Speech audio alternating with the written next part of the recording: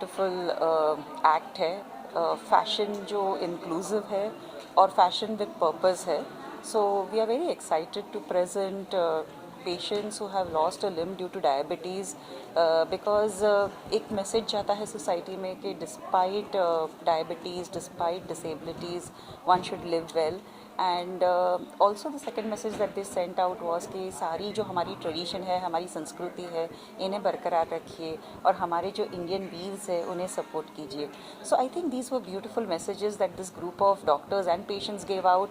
So that is something which makes us very happy about. And of course we had a lot of support from the audiences, the media, the industry, and I think this was a fantastic show today. सो रंग दे नीला एक ऐसा माध्यम है जहाँ पे हम art के द्वारा लोगों की हेल्थ को बेहतर बनाना चाहते हैं. सो आर्ट का जो उपयोग है हम प्रिवेंशन ऑफ इल हेल्थ में करना चाहते हैं. इससे हम जो पॉजिटिव हेल्थ बिहेवियर है उसमें करना चाहते हैं.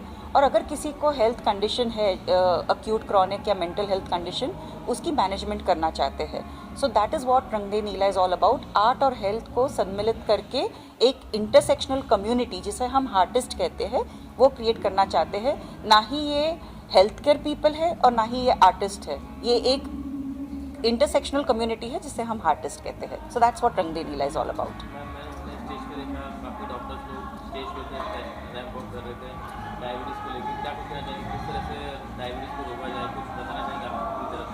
सो डायबिटीज़ के बारे में शायद मेरे को फाउंडर डॉक्टर कोविल बात करेंगे ज़्यादा. वो एक डायबिटोलॉजिस्ट है.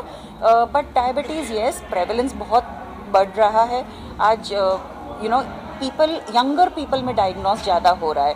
पहले आज से 5 साल पहले या 8 साल पहले हम बोलते थे कि 40 इयर्स में अगर किसी को डायबिटीज़ हुआ है तो इट इज़ अनफॉर्चुनेट कि यंग में हुआ है. बट आज हम 20 साल के बच्चे, 30 साल के बच्चों में भी डायबिटीज़ देख रहे हैं. So diabetes in the young is growing and yes, that's very that's very sad. So you can probably, Dr. Koval will speak more about it.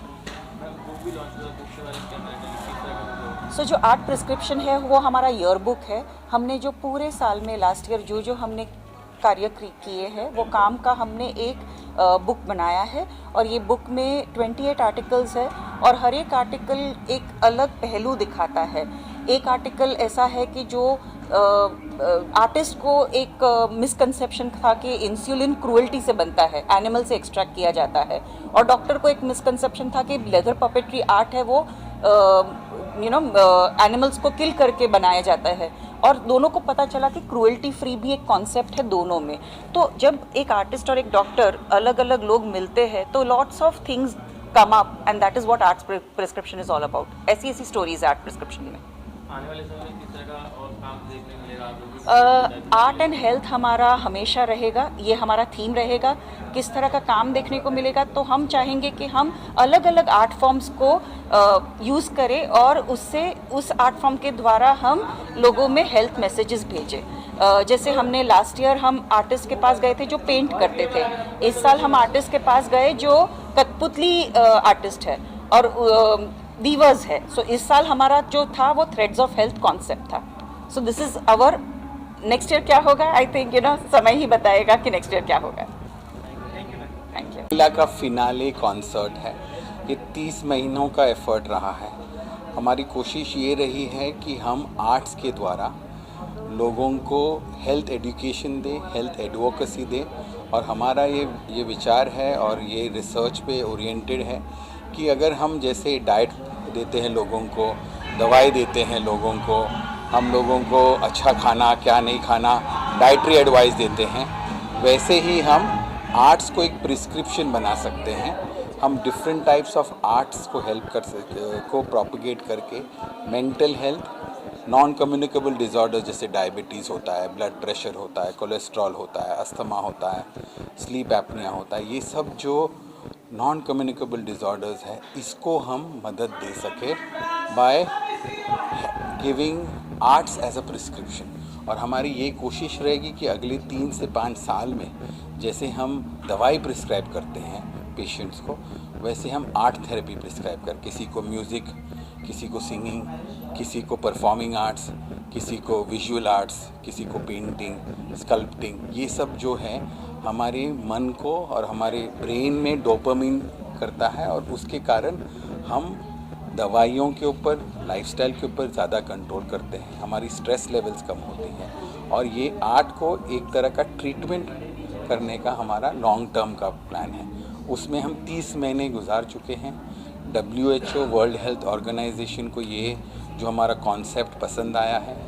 ये बार हम लोगों ने कठपुतली आर्ट का ये किया है, जहाँ हम कठपुतली बनाए हैं और वो लोग हेल्थ एजुकेशन दे रहे हैं और ये भी हेल्थ एजुकेशन जो बातें कर रहे हैं वो टॉप डॉक्टर्स है इंडिया के।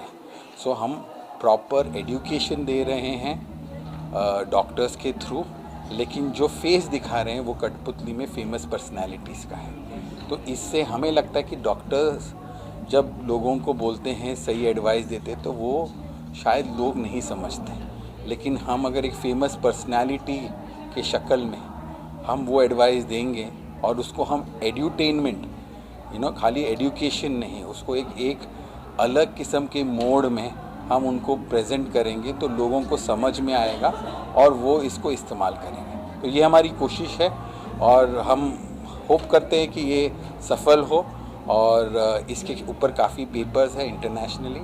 हम इंडिया से इसके ऊपर रिसर्च भी करेंगे और इसके ऊपर पब्लिकेशन भी करेंगे। सर, आप अपनी तरफ से लोगों के लिए क्या विश देना चाहते हैं? मेरा विश ये है कि आप जितने भी स्ट्रेस में हो, जितना भी काम करते हो, आप थोड़ा टाइम आर्ट्स में बिताइए। थोड़ा आपका मन रिफ़्रेश होगा, आपके थॉट्स कंसंट्रेट होंगे और आप अपनी, अगर आपको कोई डिसऑर्डर है तो उसमें आप अपना ध्यान ज़्यादा दोगे। सर, डायबिटीज़ को लेकर कहा जाता है कि भारत में हर चौथा में से एक व्यक्ति डायबिटीज़ का शिकार हो गया है। बिल्कुल।